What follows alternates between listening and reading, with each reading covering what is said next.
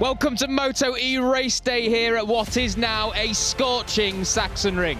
This place with its never-ending left-handers can certainly leave you chasing your own tail if you haven't quite got it figured out yet. And with temperatures much higher than they were yesterday, the topic falls to who will deal with the heat the best, both on track and in the championship.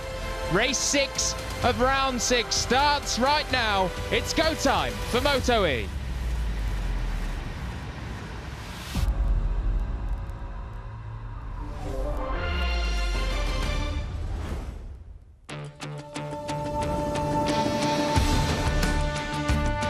So hello and welcome to the Sachsenring here in Germany, where as you can see from that shot there, it is lovely here today. The coast, very toasty, 28 degrees is predicted for us as we go throughout today, but right now it's hovering around that kind of mid-20s. There is still a light breeze in the air, as we so had yesterday as well, hopefully keeping the fans cool as they line the grandstands and also the banks around this Sachsenring circuit, and it's going to be well needed because it really is toasty out there. Absolutely scorching here on Saturday. It's definitely going to pose a fair challenge for the MotoE riders, particularly with the fact that, as we do know from yesterday, we had nothing like the conditions that we do have here today. So it's certainly going to be a dive into the unknown, certainly in terms of tyre temperature, pressure, and just how much those tyres will wear out during this 10-lap long race at the Sachsenring here. So it's Jack Gorst in the commentary box, and alongside me as ever is Neil Morrison. And down on the grid, our faithful pit lane reporter, Elliot York, is down there. And soon we will be chatting away to Elliot and some of the riders that are down there in this blazing heat, as we do say. Hopefully they're keeping cool under the umbrellas and some nice ice-cold water getting down into them before we do start this 10-lap race 1 for MotoE here. Going to be an interesting one, Neil, because as we say, Alessandro Zaccone, as we do cut to him now, on pole position for the 3rd time in succession. But alongside him, more importantly, is Oscar Gutierrez, who, as we'll go into, starts with a pretty good hand of cards here today. And I believe he is down there with Elliot York on the grid.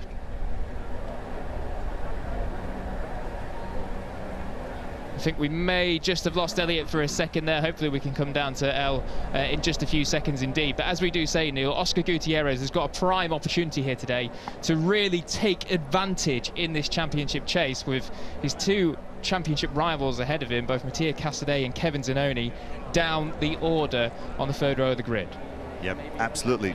So we are ready to fight, and there is Elliot getting an interview with Oscar Gutierrez, but sadly we're not hearing that at the moment. So well, Gutierrez, as you say, Jack, yes, a great opportunity for him today. He finds himself 3 points back of Mattia Casadei in the championship, and 1 point back of Kevin Zannoni. And both Casadei and Zannoni had a pretty dramatic day yesterday in qualifying. Really not ideal for the pair of them. Zannoni finds himself 10th on the grid, Casadei 8th, and also has to serve a penalty in this race. Yeah, unfortunately for Mattia Casadei, Matteo Ferrari went down at the final corner just a handful of seconds before him. It was only about 5 seconds before Mattia then did crash at the very same corner at the final lap, and so it does indeed mean that Mattia has a long lap penalty for crashing under yellow flag conditions. Absolutely, and well, we just saw Elliot on our cameras there. We're going to maybe pass on and see if we can get a bit of an update. Elliot, how's it looking on the grid? Yeah, can you hear me now? I can hear myself Yes. from here, so I think it's all right. Yeah, a shame we couldn't have Oscar. Well, we can have Oscar on the live, but you couldn't hear him. He's basically said that he's feeling confident. Conditions obviously different, so he's going to have to watch out for that, but he's feeling really confident ahead of the 2 races today. Said in qualifying yesterday that he didn't want to give anyone a toe. Ultimately, he did to Alessandro Zaccone, but first front row start for Oscar Gutierrez, and he's feeling really confident. And I'll just head down to the 3rd row of the grid to chat to Lucas Tulovic in a couple of minutes, so I'll give you guys a shout. Yeah, thanks very much, Elliot. Good to hear you down there on the grid. It does look very windy. You can see some of the brollies covering the riders from the sun, getting a bit of a battering from the wind on this start-finish straight, but temperatures are very warm indeed. Gutierrez, by the way, last time out, last weekend, had 2 second places from 11th on the grid, so imagine what he can do from the front row start. So I believe we can go back down to the grid, who Elliot is with Lucas Tulovic, the home hero this weekend. He starts on the 3rd row. Yeah, just quickly down here with Lucas. Lucas, the home hero, qualifying obviously not going as planned yesterday, but how are you feeling ahead of your home race? Yeah, I'm feeling good despite it's only 3rd row. I mean, bad luck, but still lucky to be in the 3rd row. And yeah, I need to use the opportunities. We got like 3 big places to pass into turn 1 in the last 2 corners. So I obviously got a speed, which I showed in practice too. And now I need to fight through the pack. We got 10 laps, so it's a long distance for MotoE. Good luck, Lucas. Thank you. Thanks very much to Lukas Tulovic. Could become the first German to win at his home Grand Prix, at the German Grand Prix, since Sandro Cortesi back in 2012. So it's a big day coming up for Lukas Tulovic. Down in 9th on the grid, but actually all weekend he's been showing rhythm that suggests that he could potentially be fighting for victory here. Just a crash in qualifying upset him.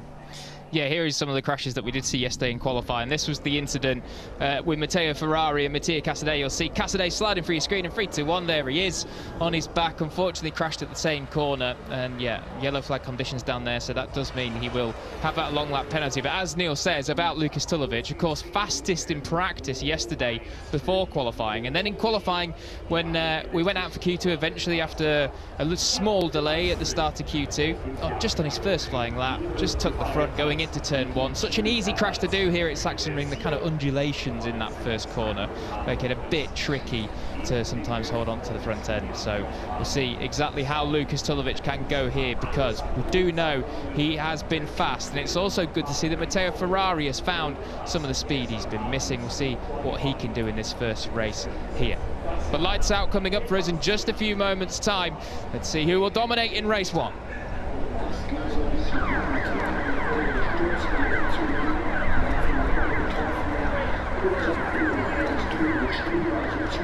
So, lights out for MotoE Race 1 here in Sachsenring, round 6 of the 2024 FIMNL MotoE World Championship, and the grid looks a little like this. Alessandro Zaccone starts from his 3rd pole position on the bounce, certainly got the speed at the moment. Oscar Gutierrez there from his first front row of the season, and Gutierrez and Spinelli back on the front row for the first time since he won both races in France. Hector Garzo there completing his current run of being on the front 2 rows of the grid in every race so far this year, so doing a fine job indeed. Matteo Ferrari heads off from his best qualifying position of the season, and Mattia Casadei there in 8th. Well, he won't be wanting any turn 1 shenanigans like he had last time in Assen in race 1, and he also has that long lap penalty to take as well. There you can see the back row of the grid, Kevin Manfredi, who had that big crash yesterday in qualifying, riding slightly injured, but certainly not too bad at all. He's there on the back row of the grid. Another rider, of course, we have to say about Zaccone, riding slightly injured today. Had his medical this morning as we do cut to him. We caught up with him very briefly in the MotoE paddock. His knee's very swollen, his ankle and also his wrist are taped up after the bike did unfortunately land on him. It's going to be a difficult day for Kevin. It really is, yeah. A real shame for Kevin Zaccone as well, who had to come through Q1 yesterday afternoon. And yeah, it was a fairly innocuous looking crash, wasn't it, for the Italian, but as Jack mentioned, the bike followed him into the gravel and fortunately ended up on top of him, so it took a little bit of time for him to come free from that. So he's feeling a bit battered and a bit bruised ahead of today's race. Was initially going to be 11 laps, shortened to 10. And if last year's racing at the Sachsenring is anything to go by in MotoE, we are in for a couple of treats, I feel, today, because it was absolutely fantastic action here 1 year ago.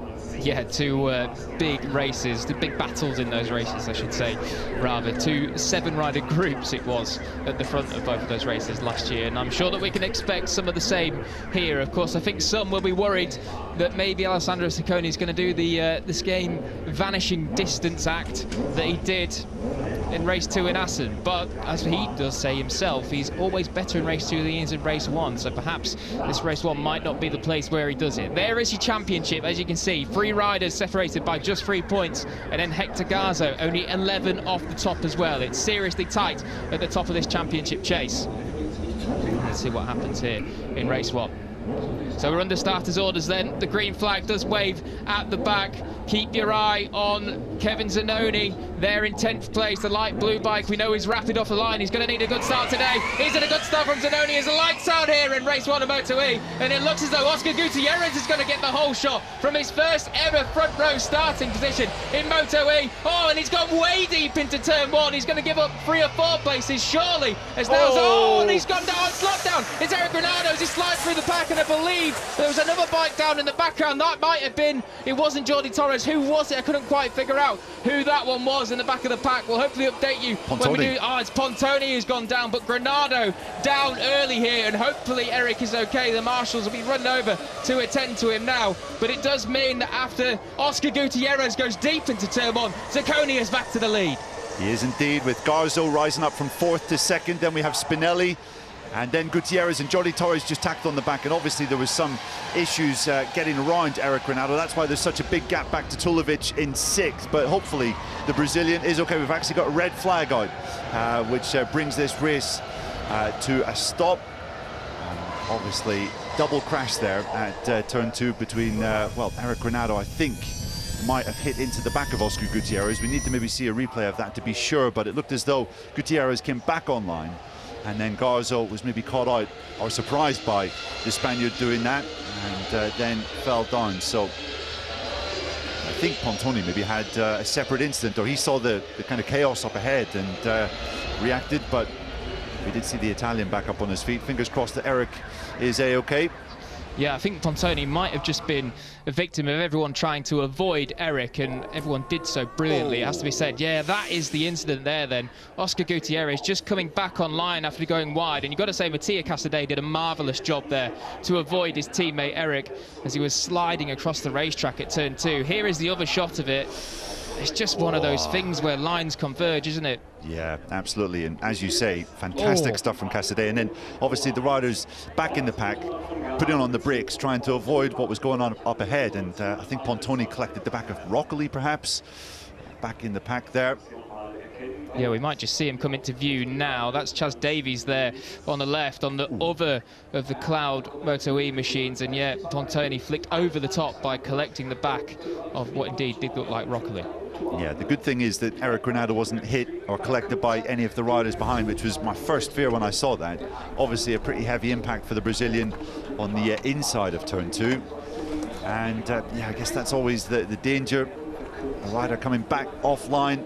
Obviously Gutierrez was well within his rights to try and gain back onto the line, but with Granado there, it was a pretty unfortunate collision, and Eric is currently being attended to.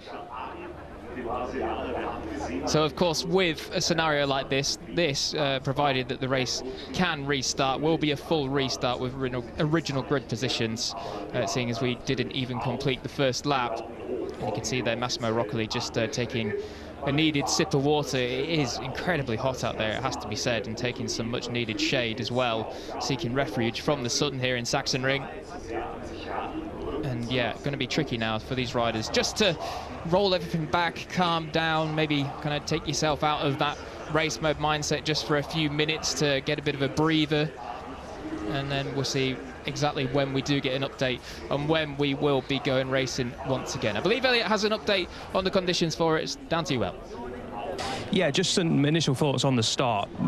Probably about 5 minutes prior, when we were on the grid, the wind had really picked up, pushing the riders into turn 1. And obviously they'd done the side snap in similar conditions, but like I say, the wind had really picked up. So I'm just wondering if that's why Oscar Gutierrez thought where he was braking was the correct one. He may have just been going in a little bit too hot anyway, but I'm just wondering if the wind pushing them down into turn 1 just affected a couple of the riders down there. I'll try and get some info for you guys regarding how lengthy the delay is, and hopefully, fingers crossed, that Eric is okay. Yep, appreciate the info when you can, Elliot. That is indeed, and that is great info to see as well. Rider conscious, so Eric Granado is conscious down there as the marshals and the medics tend to Eric. So hopefully we'll see some more updates coming through, and as we do say, we'll bring you those updates as and when we can, and if we can't bring you them while we're on air, of course, stay in tune to MotoE social media channels for all those updates too. Yeah, it's been a really luckless campaign, hasn't it, for Eric Granado and MotoE in 2024. No question that he's one of the fastest riders in this championship. 2 pole positions to his name so far this year, but he has really been in the wars with a couple of crashes and a couple of collisions with other riders.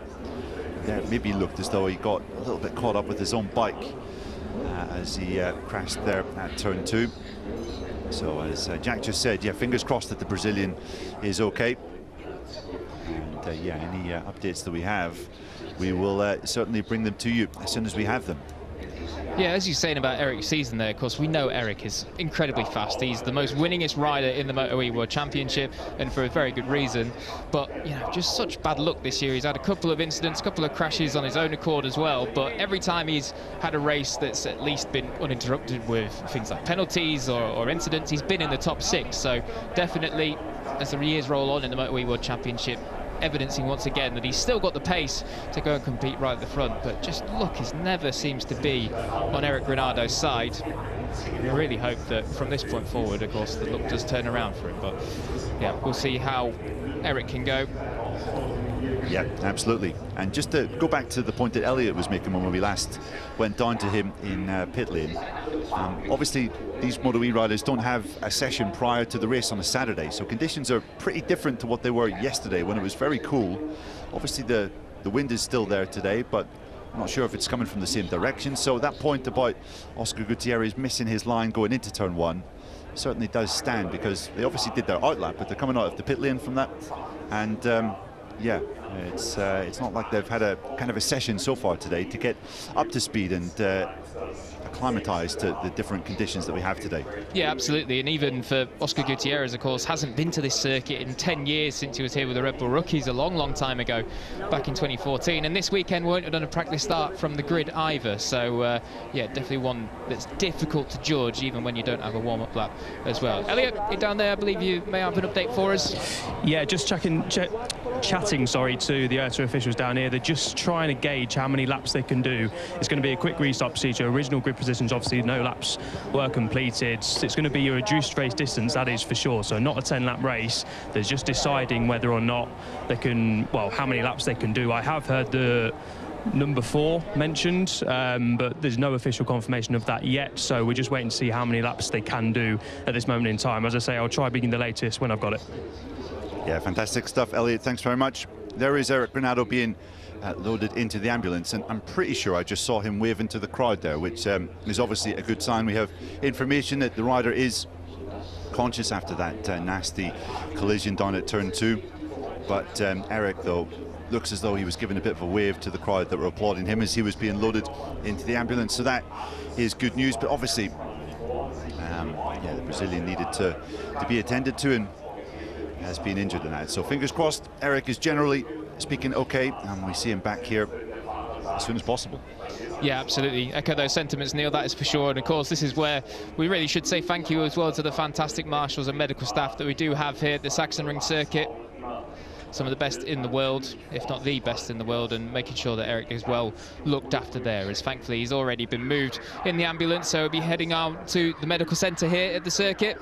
And I was just about to say we might have an update very soon indeed, and it has just popped up there on the screen. So pit lane is going to open at 12:28 local time. That is in about 4 minutes and 5 seconds time, according to my watch. Maybe about 4 minutes 30, according to the clock on the timing screen here. I might need to update my watch on that one. But yeah, so around 4 minutes anyway until we'll be back underway, or at least getting the bikes out onto the grid. And as Elliot does say, he's heard from the staff down there that it should be a quick restart procedure. Yeah, quick restart procedure, and then a real shortened distance by the signs of it. So we're going to have a proper dash for the cash in race number 1. And obviously this is one of the shorter race layouts on the entire calendar. A lap time of, what, 1:26 was pole position yesterday, so it's going to be over pretty much in a flash. And there is Lukas Stulovic, who's preparing himself to go through that start procedure all over again. As we just have information on our timing screens, the new race distance will be 5 laps, so half race distance of what we were originally scheduled to do. Well, these MotoE races, they're already a bit of a sprint race, but this is now a proper sprint race. Almost a 100-metre style dash here that we have for MotoE race 1 then in the restarted order. And yeah, as we do say, the bikes will be coming out onto the track in just about 2.5 minutes time now, so it should only be around 5 minutes before we are lights out and good to go. The marshals just doing final checks there to ensure that the track conditions are all absolutely tip-top and as they should be, and I think they've all just confirmed, yeah, we're good to go, chaps, and let's fire off back to our posts. So we're going to see another chance for Oscar Gutierrez, and definitely in that first start he will have learned something, maybe just to break 10 or 15 metres earlier at turn 1. Yeah, absolutely. And you have to say, bad news really for Mattia Casadei, who's going to have a long lap penalty.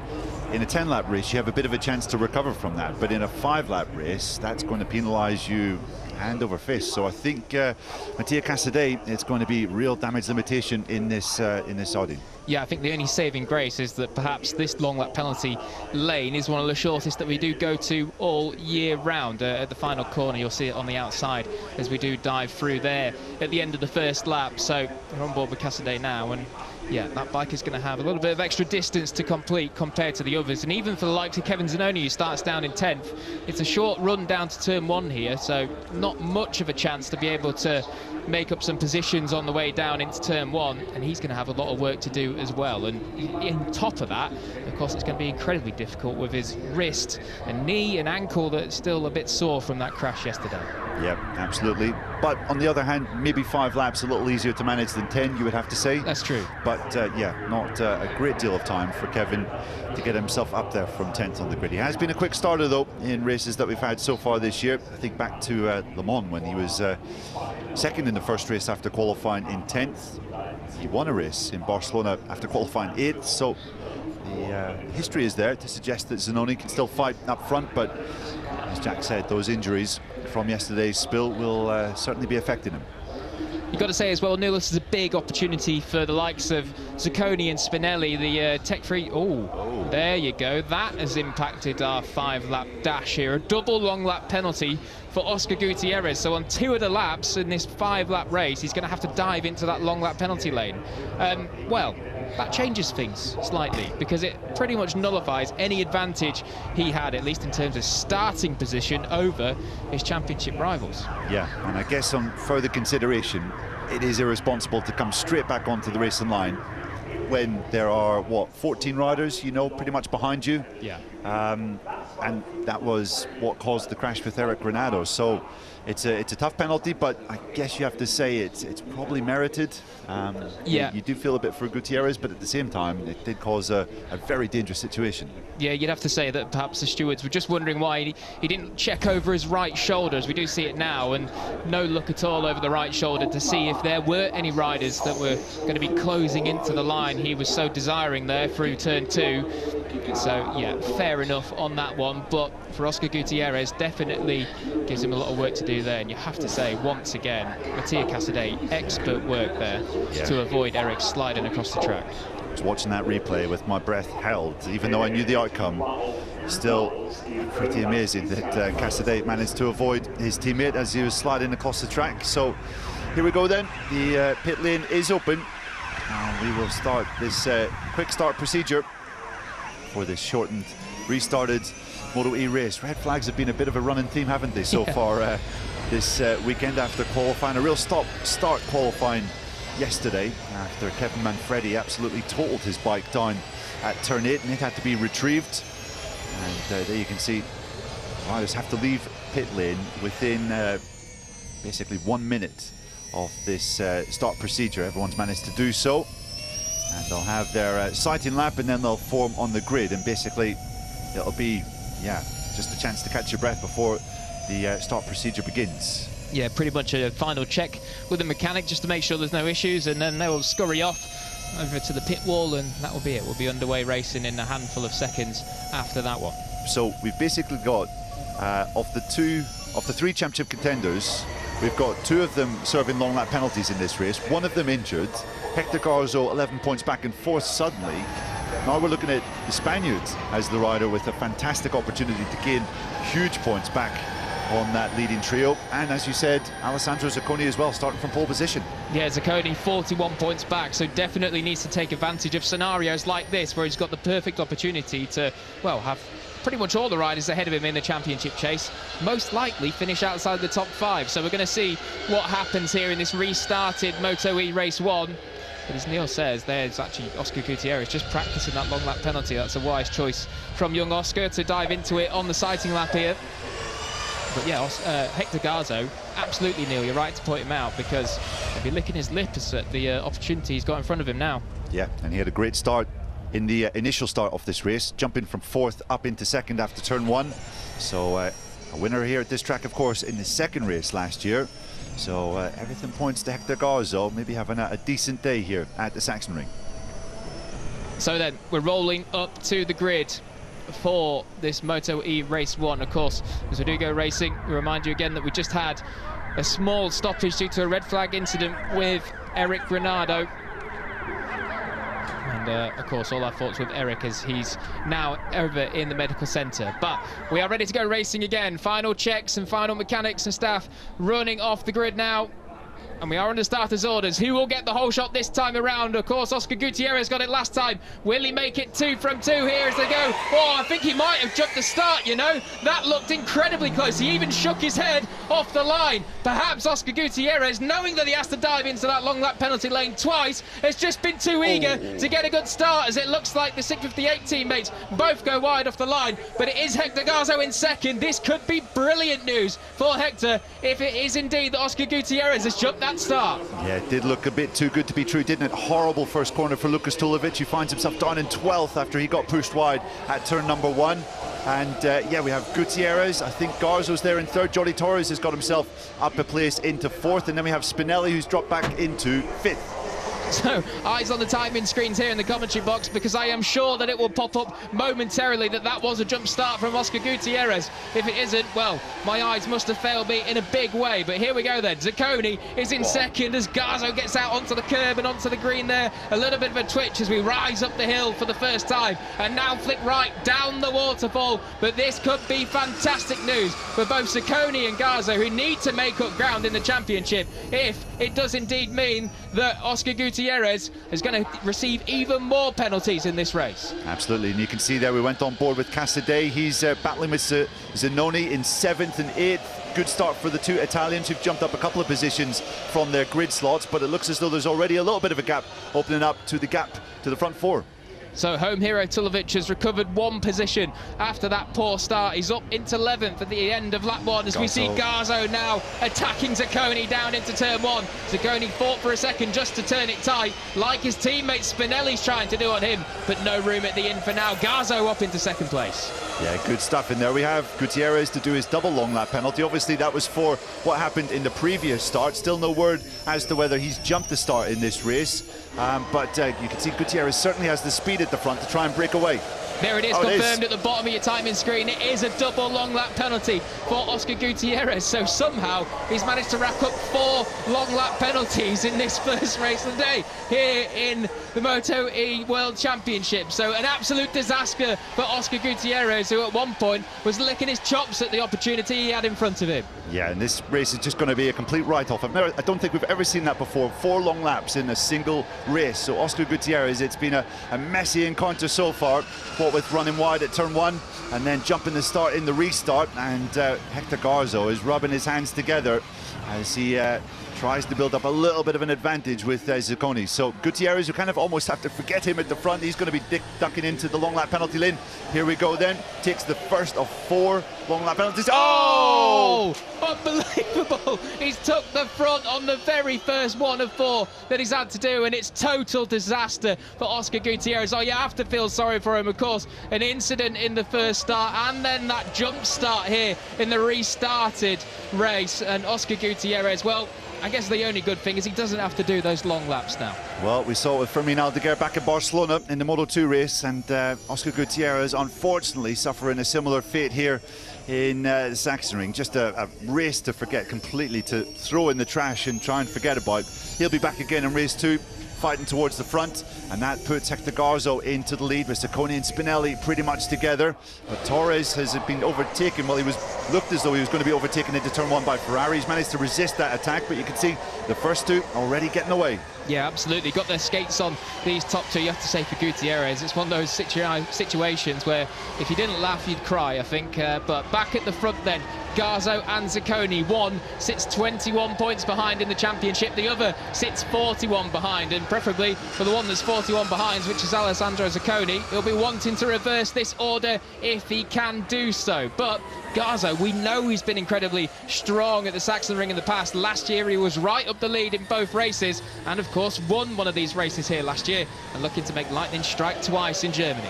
Yeah, and I think we can say as Casadei goes to take the first of his double long lap penalties, or sorry, his one long lap penalty at the final turn, and that was a little tight coming back onto the line in front of Andrea Mantovani. So Casadei then crosses the line. He drops from 6th all the way back to 10th, and that's pretty much his podium chances all but done. Yeah, lost about 2.5 seconds in the process of doing that long lap penalty. So Casadei, as Neil does say, yep, chances of a podium pretty much extinguished here with only 2 laps to go. And Garzo at the minute, he's managing to keep Zaccone at arm's length. Expert work from Hector Garzo.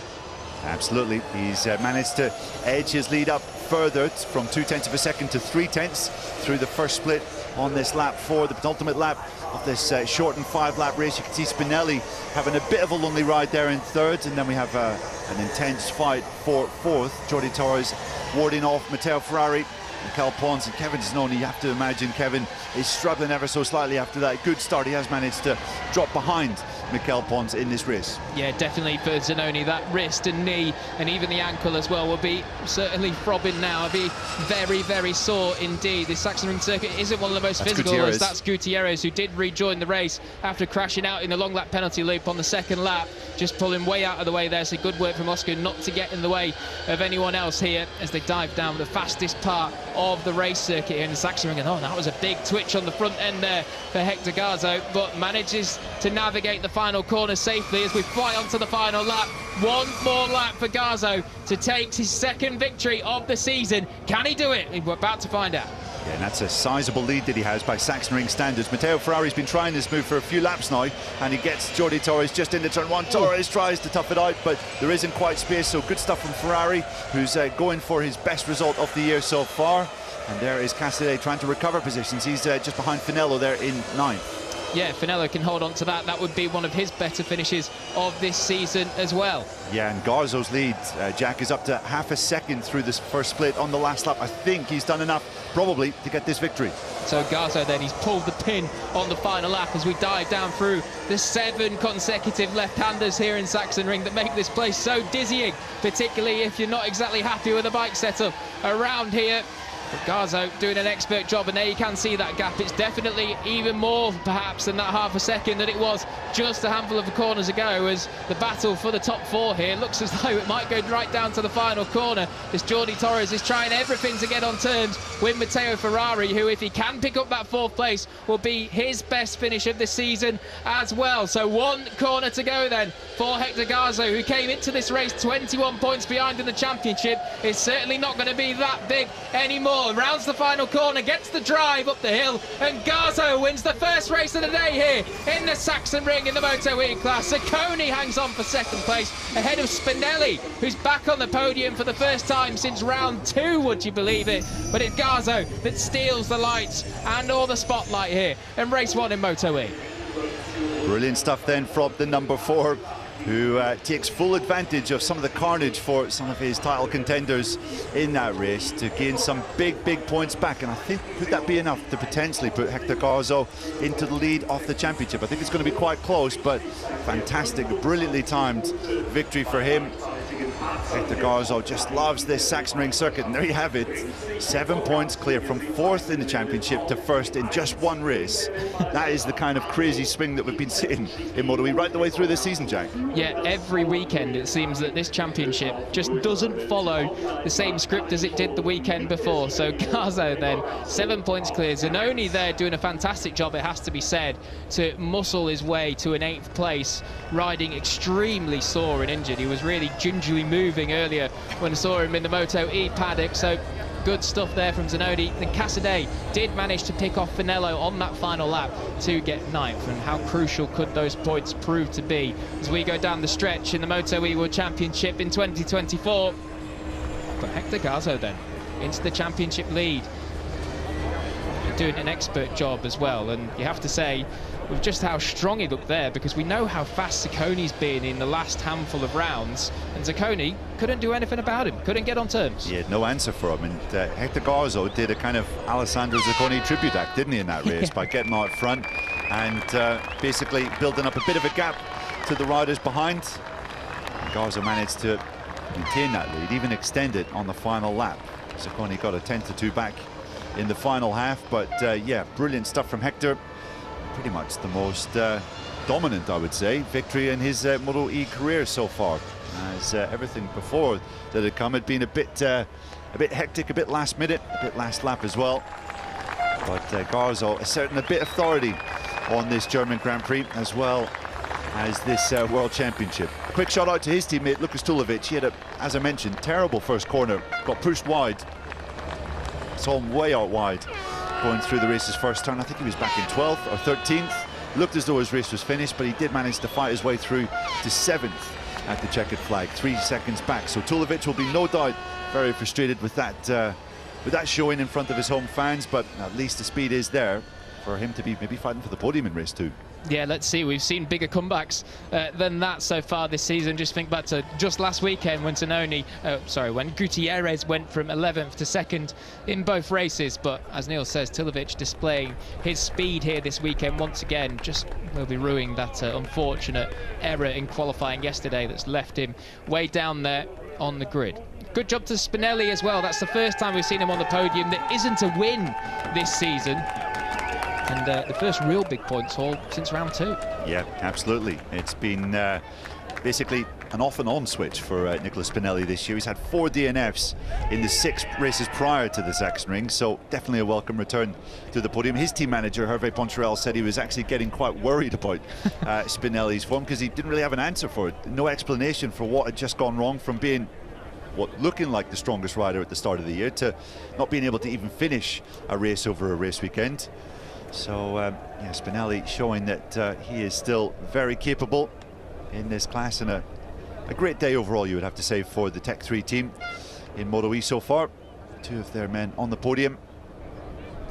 But it's back to the drawing board for Alessandro Zaccone just to understand what Hector Garzo was doing differently in that race to make the difference. Well, it will be interesting in race 2, Neil, because as Alizak always says himself, he's much better in the second race of the day than he is in the first. And I believe we can speak to our winner now. Hector Garzo just quickly sorts the Michelin cap to place proudly on top of his head. And I'm sure he is a proud one after that, after recovering some big points in the championship. And now the championship leader, thanks to that win, he's down with Elliott. Hector, fantastic job. Another win here at the Sachsenring, another win in 2024, and the championship lead. You must be really pleased. Yeah, thank you very much. It feels really, really good. Yesterday I missed it by a little, but today I'm so happy. I'm so happy for my team because this is home GP, so they deserve it. I deserve it too, because we are fighting until the end. As you say, we are leading now. Let's keep the rhythm, let's keep it fighting, and why not? Let's dream it. Great job. Thank you. Great stuff then for Hector Garzo. Second victory of the season, and a second victory at the Sachsenring in 2 years. He does love this place, and there is the emotion coming out as he crosses the line. Really good dominant performance, if you can call a victory by 0.4 of a second dominant, but I think in MotoE terms you can. I think when you don't get overtaken, perhaps that's kind of dominance in MotoE, isn't it? Because usually we see a lot of overtakes going in at the front, usually some big lunges or around the outside moves, that is for sure. Lovely little tribute there, Intact GP, of course, their home race this weekend. And it started off brilliantly because they were 1 and 2 in the first practice session of the weekend here as well. And, well, not too bad now with a win. Yeah, not quite a German rider on the top step of the podium, but a German team at the very least. So Intact have had a good record at their home track in years gone by. Had a podium here with Marcel Schroeder back in, I think it was 2019, I believe it was.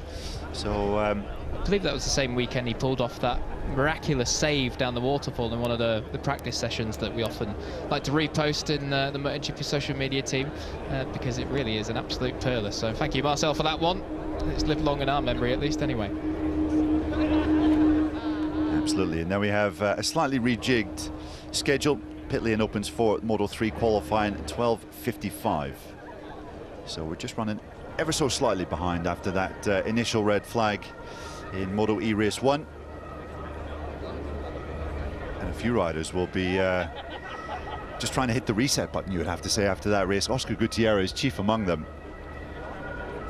4 long lap penalties in a 5-lap race is quite some going, you have to say. But yeah, you got to say, did feel sorry for Oscar with those long lap penalties. Of course, the first one, just unfortunate with the lines coming together, but as the stewards rightly pointed out, no real check to see where the other riders were as he came back onto the line. So yeah, 2 long lap penalties for that, and then just being too eager from his first front row start as well.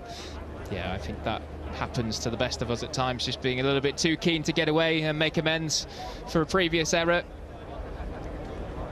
A question, does anyone want to win this MotoE World Championship this year? Because we've had, I don't know, 3 or 4 different names that have been in the front, and you thought, okay, it's looking great for them, and then their challenges have kind of imploded. Thinking of Spinelli, for example, or Gutierrez today. Casadei over the last couple of rounds has had a couple of tricky results. And what it's done for the championship is really pushed everyone up together. Nicola Spinelli making a welcome return to the podium. As Jack said, first podium since his victory in race 2 at Le Mans back in May. Alessandro Zaccone joins him there. His teammate Hector Garzo is the man of the moment in MotoE, a victor again, and also World Championship leader for the first time this season. So then the 3rd place trophy presented by Alberto Venazzoni, that goes to Nicola Spinelli, who I'm sure will be very happy to be back on some decent form after it really has been a bit of a turbulent time, as Neil rightly says, for Spinelli and his teammate. Certainly Hervé Poncharal will be happy to see both tech-free machines up there. Zaccone picks up another trophy. What is that now, Zaccone? He's been on some run. If it wasn't for that disqualification for low tyre pressure in the first race, it would have been 4 podiums in 4 races now for Alessandro, really finding his stride. And the winner's trophy then does go the way of Hector Garzo as he picks up his 2nd victory of the season, and that is 2 wins in 3. Congratulations to Hector then. Here is the Spanish national anthem.